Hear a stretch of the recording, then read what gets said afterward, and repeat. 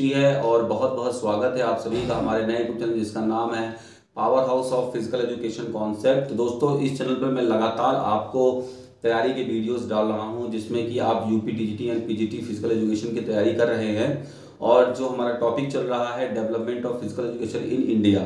तो मैं अपने नए व्यूअर्स को बताना चाहता हूं कि अगर वो मेरा पहली बार चैनल देख रहे हैं तो इससे पहले मैंने 15 पार्ट डाल दिए हैं। अगर आपने मेरा वो चैनल नहीं देखा है, वो वीडियोस नहीं देखे हैं, तो आप मेरे चैनल के प्लेलिस्ट में चले जाइए और प्लेलिस्ट में आपको यूपी टीजीटी के नाम से एक फोल्डर आएगा, उसी में सारा वीडियोस आप अंदर देख सकते हैं। मेरा एक रिक्वेस्ट है कि अगर आप डी से देखना चालू करेंगे तो आपको कुछ भी नहीं समझ में आएगा। तो मैं चाहता हूं कि अगर आपको मेरी चीज़ें समझनी हैं तो आप पहले वहां पे जाइए, फोल्डर्स में चीज़ों को सर्च करिए। मैंने बहुत अच्छे अच्छे टॉपिक्स को बताए हैं और चीज़ों को बहुत अच्छे से एक्सप्लेन किया है। और अगर मेरे नोट्स आपको चाहिए तो इसके लिए आप मेरा टेलीग्राम चैनल ज्वाइन कर सकते हैं जिसका कि मैंने लिंक आपके डिस्क्रिप्शन बॉक्स में दे रखा है। तो किसी भी तरह की कोई प्रॉब्लम हो तो आप डायरेक्टली मुझसे बात कर सकते हैं और उस टेलीग्राम चैनल पर मैं आपको हमेशा क्विज वगैरह और नए नए क्वेश्चंस जो कि एग्जाम प्रिपरेशन के लिए बहुत ज़्यादा हेल्पफुल हैं उन सबको कराता रहता हूँ।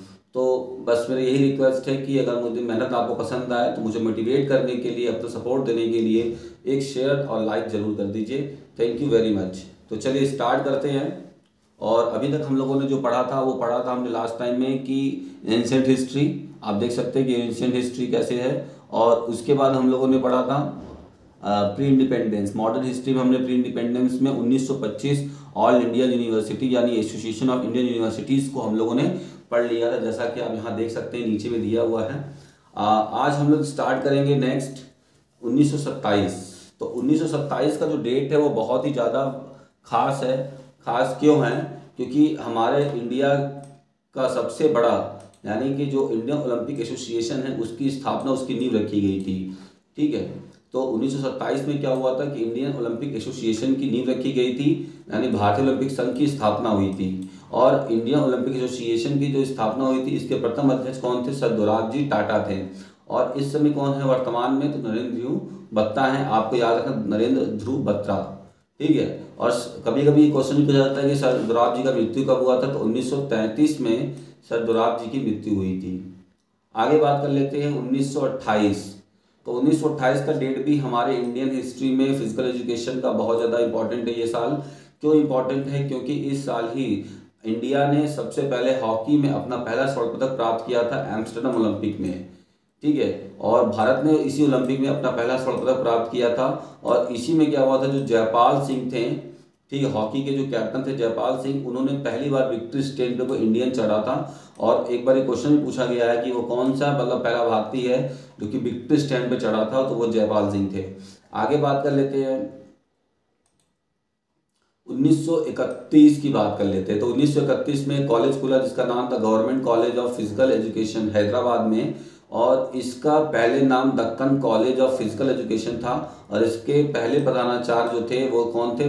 फैट बेलूर थे। यहाँ पे नाम शायद छूट गया है तो आप लिख सकते हैं फैट बेलूर। ठीक है, यहाँ पे फैट लिख दे रहा हूं, यहाँ पे फैट बेलूर।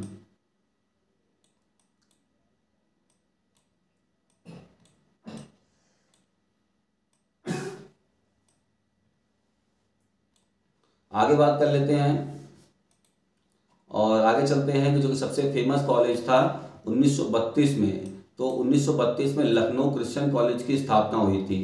तो मैं बताना चाहूँगा कि लखनऊ क्रिश्चियन कॉलेज से मैं बीपीएड पास आउट हूँ।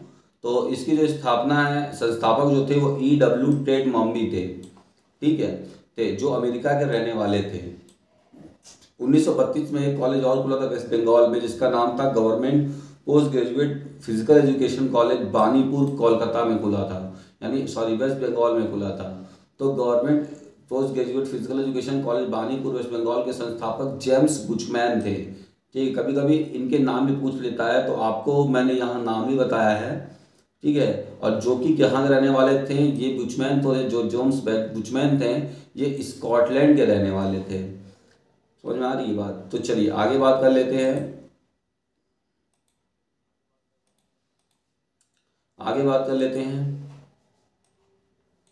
और अब बात करते हैं 1936 एसबीपीएम की। तो ये खास मौका क्यों था? खास मौका इसलिए था कि यहाँ पर 1936 के बर्लिन ओलंपिक में HVPM यानी हनुमान व्यायाम प्रसारक मंडल सेवा समिति को बुलाया गया था, उस सदस्यों को बुलाया गया था ताकि कि वो इंडियन कल्चर का प्रदर्शन यानी डेमोन्स्ट्रेशन को कर सकें। तो मलखम को पहली बार वहाँ प्रदर्शन किया गया था, हालांकि उसको ओलंपिक में मान्यता नहीं मिली, लेकिन प्रदर्शन के तौर पे मलखम इंडियन क्लब्स और मलखम को सबसे पहले प्रचार प्रसार किया गया था। कब? 1936 के जर्मनी यानी बर्लिन ओलंपिक खेल्स में।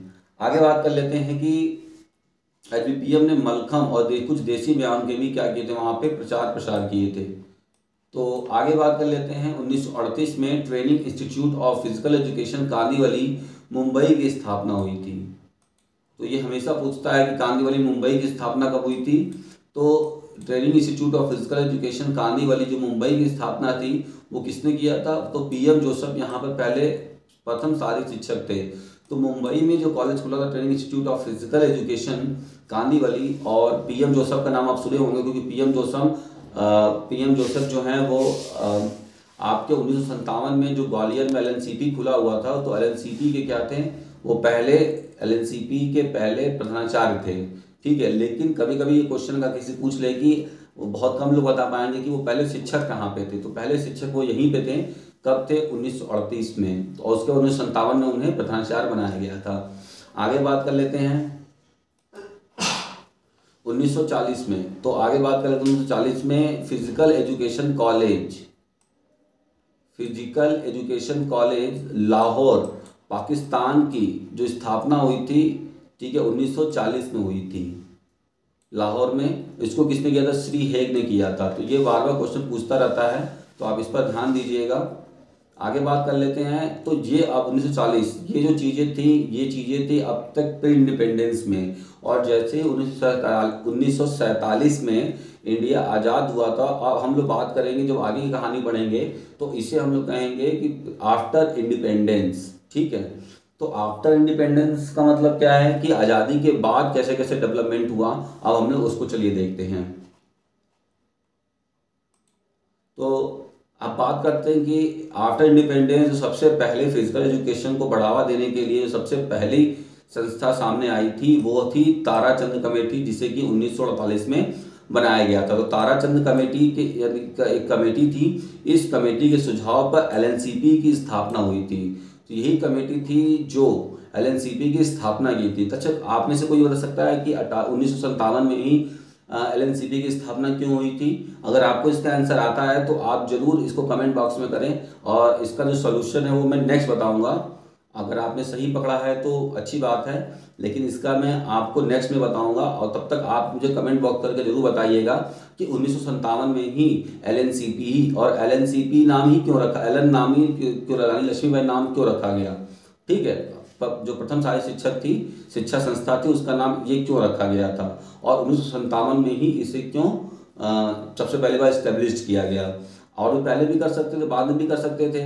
तो चलिए आगे बात कर लेते हैं। तो मैं आपसे ये चाहूँगा कि आप इसका आंसर जरूर दें कमेंट बॉक्स में। आगे बात करते हैं कि नेशनल कैडेट कॉर्प्स यानी कि NCC, आपने सुना होगा ये NCC। ठीक है, आप में से बहुत सारे लोगों ने NCC किया भी होगा। तो NCC की जो स्थापना हुई थी वो भी 1948 में ही हुई थी। और इसकी स्थापना, जो NCC की स्थापना थी वो किसने किया था? डॉक्टर हृदयनाथ कुंजरू ने।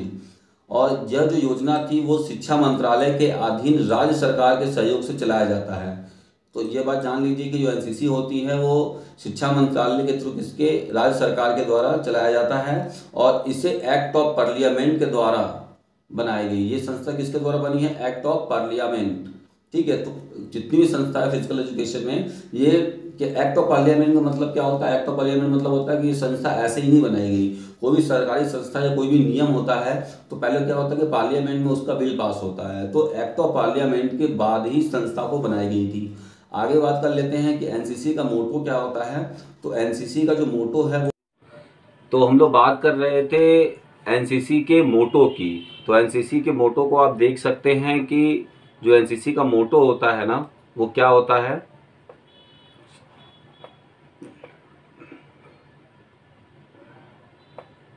आइए जानते हैं NCC के मोटो को। और जो NCC का मोटो है वो है, NCC का जो मोटो है एकता और अनुशासन है। ठीक है, तो ये रहा आज की क्लासेस। तो अगर आपको मेरा वीडियो पसंद आया हो तो ज़रूर मेरे चैनल को सब्सक्राइब करिए, लाइक करिए, दोस्तों में शेयर करना ना भूलिए। एक बात आपको बताना चाहूँगा कि गलती से मेरे जो यूट्यूब चैनल है, जो लिंक है, उससे कुछ वीडियोस मेरे जो पुराने हैं वो वीडियो डिलीट हो गए हैं। तो आप घबराइएगा मत, मेरी बात चल रही है, मैंने कंप्लेंट डाला हुआ है। अगर वहाँ से रिकवर हो जाएगा तो बहुत अच्छी बात है, और अगर रिकवर नहीं होगा तो मैं बताऊँगा कि मैं आपको वहाँ से चीज़ें नया बनाकर आपको दे दूँगा, ठीक है। तो नया जब आपको दे दूँगा बनाकर, तो आप इसके लिए बिल्कुल मत घबराइए, और लगातार मैं आपको यहाँ पे देता रहूँगा, तो किसी भी प्रकार की कोई दिक्कत आपको नहीं होगी। तो थैंक यू वेरी मच।